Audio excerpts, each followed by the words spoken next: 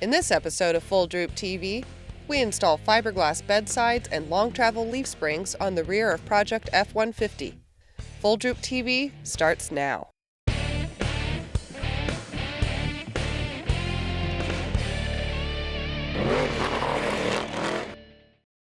This episode of FullDroopTV is brought to you in part by Fiberwerx Offroad Fiberglass. Hey, thanks for tuning in to another episode of FullDroopTV. In our last episode, we completed stage 1 of our F-150 build by installing our Dixon Brothers Racing long travel kit along with our Fiberwerx fenders. Well, today we're going to be moving on to the rear of the truck and we're going to be installing a set of Fiberwerx bedsides and a set of Deaver long travel leaf springs. Now, our Deaver springs are going to be the foundation for our rear suspension and give us a place to mount our sway-away bypass shocks once we fabricate our bed cage. So the first place to start is to remove these factory bedsides. We're going to start by removing the factory tailgate, tail lights, and rear bumper.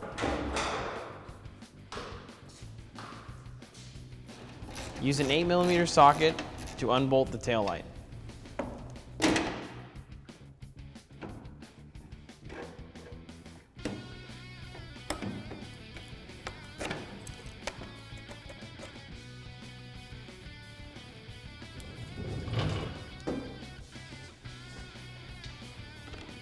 To mount our Fiberwerx bedsides, we first have to remove the outer bedside sheet metal.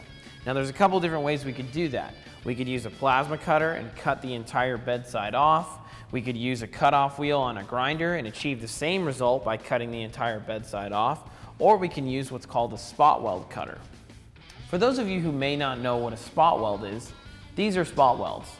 It's an easy way for the factory to bond two sheet metal panels together. Now you could use a conventional drill bit and drill through both panels to remove the spot weld. But we found a better solution with this spot weld cutter from Blair Equipment Company. This is how you use it. Use a center punch to mark the hole. Align the spring-loaded tip of the cutter with the hole and apply light pressure to start the cut.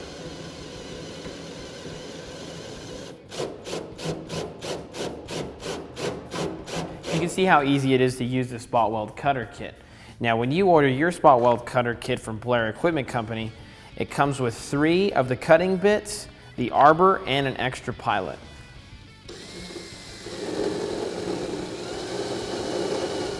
To access the spot welds on top of the bedside, I need to remove this plastic cap.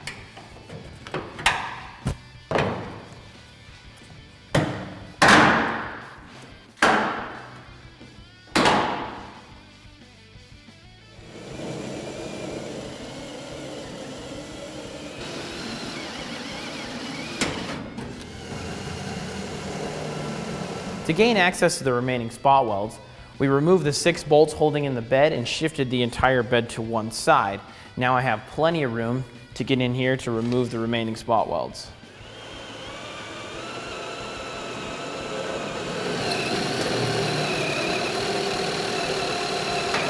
There's one more set of spot welds that bonds the inner fender to the outer sheet metal. And we don't have access to use our spot weld cutter, so I'm going to be using a plasma cutter instead to cut that seam.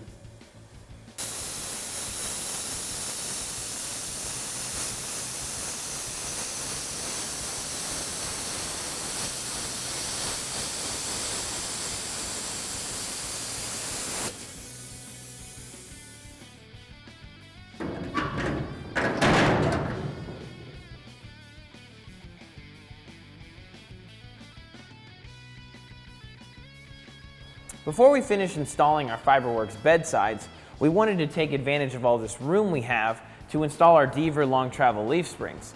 Now one of the first things we noticed when we were looking at the factory suspension was this bolt up here is actually going to have to go out in that direction, and it can't because it's going to hit the factory muffler.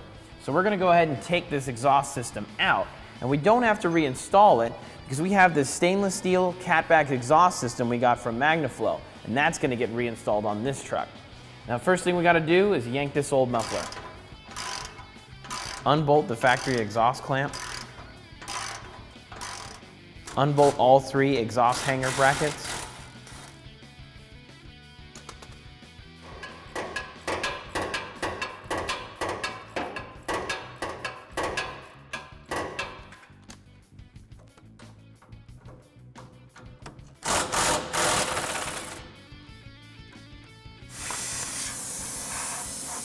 The slip fitting was rusted together, so we used our Everlast plasma cutter to cut the rest of the exhaust out.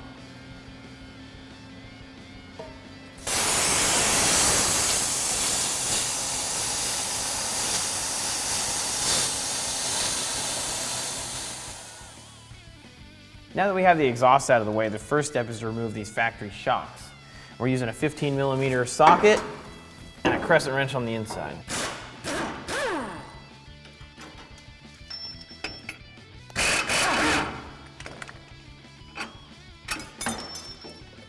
Next, remove the 4 U-bolt nuts using a 21mm socket.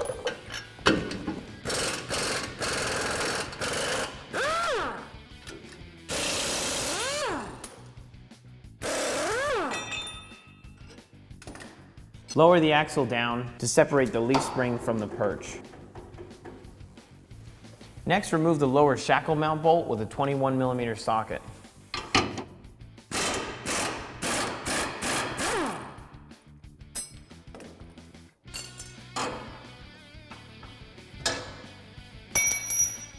Use a 27mm socket to remove the front leaf spring bolt, then we'll remove the springs.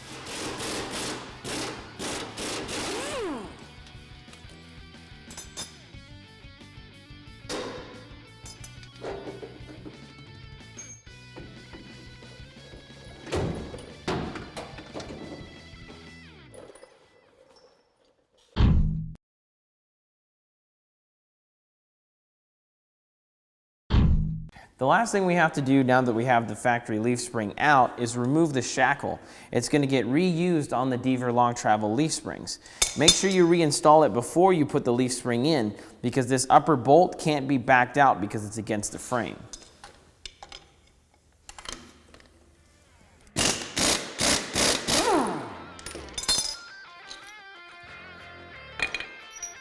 We've cleaned up our factory shackle, and like I said before, you want to install them back on the leaf springs before you put the leaf spring in the truck. And keep the bolt with the threaded side facing away from the frame rail.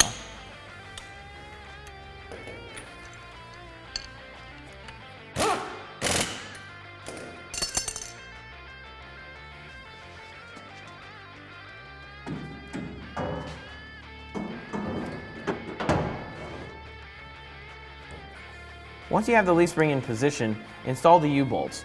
And make sure you order a set of new U-bolts with your Deaver long travel leaf springs, because you don't want to reuse the factory ones after they've already been stretched.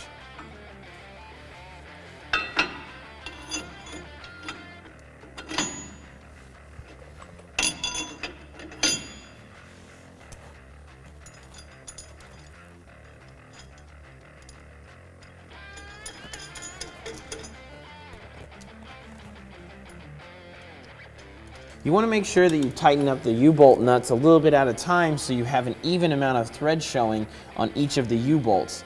That way you have an even amount of torque applied to the top of the leaf spring.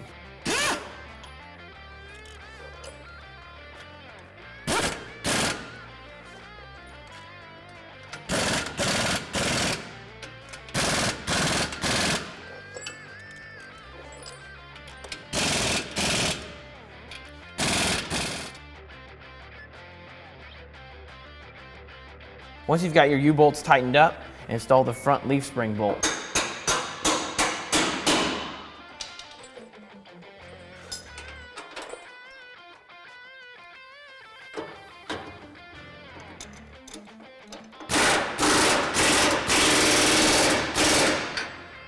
The last thing to do is install the lower shackle bolt and tighten it up.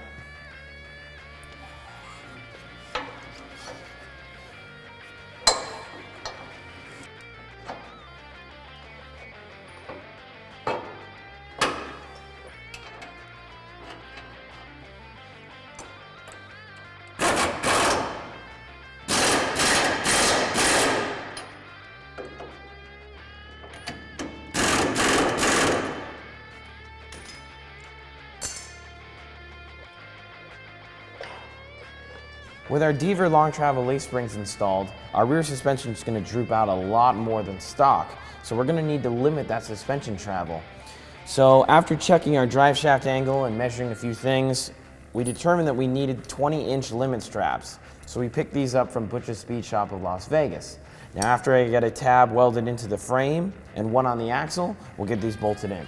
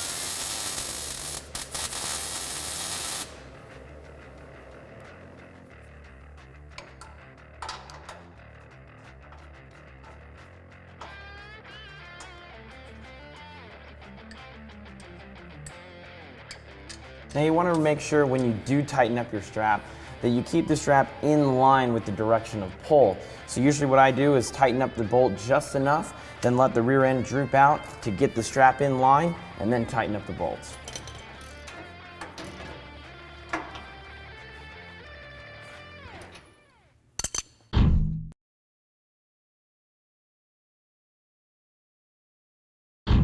In a past episode, you saw us install a Magnaflow exhaust kit on our Project Silverado.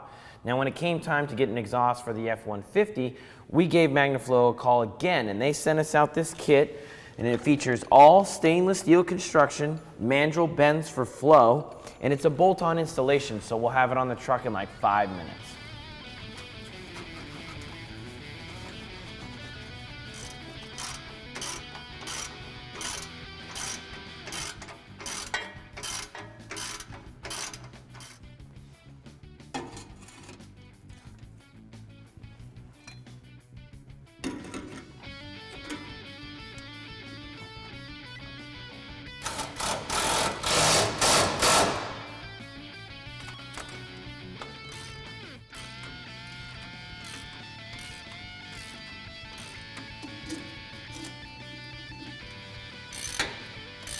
Magnaflow's off-road version of this exhaust kit gives you this turn down instead of a traditional tailpipe that routes over the rear axle and out the side of the truck.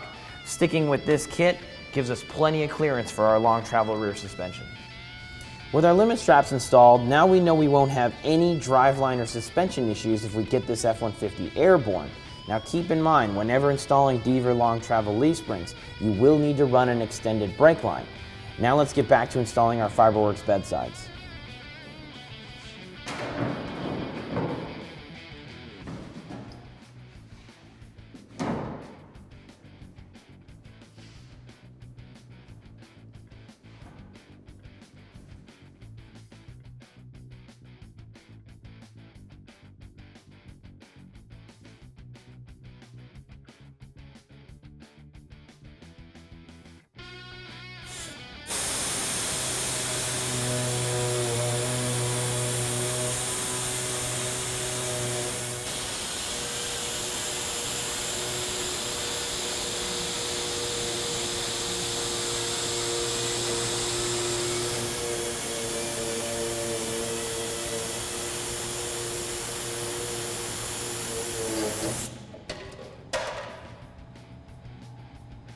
Fiberwerx adds this lip to wrap over the top of the bed rail, so adding these sheet metal screws is going to be more than enough to hold everything in place.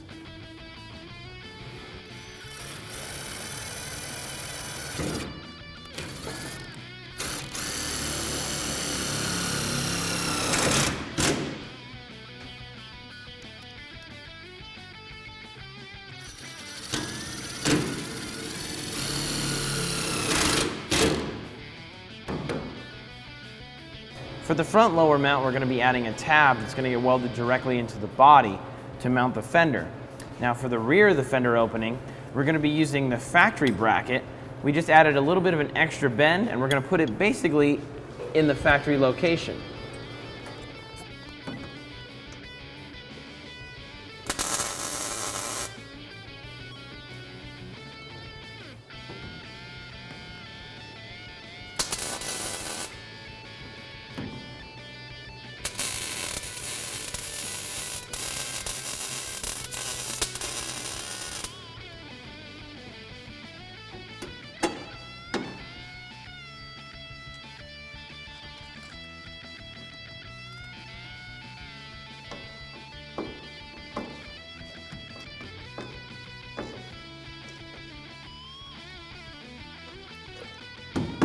We're going to drill out the hole for the lower rear mount. Then we'll get this bracket bolted in place, and since it's slotted on top, we'll have a little bit of adjustment once we're done.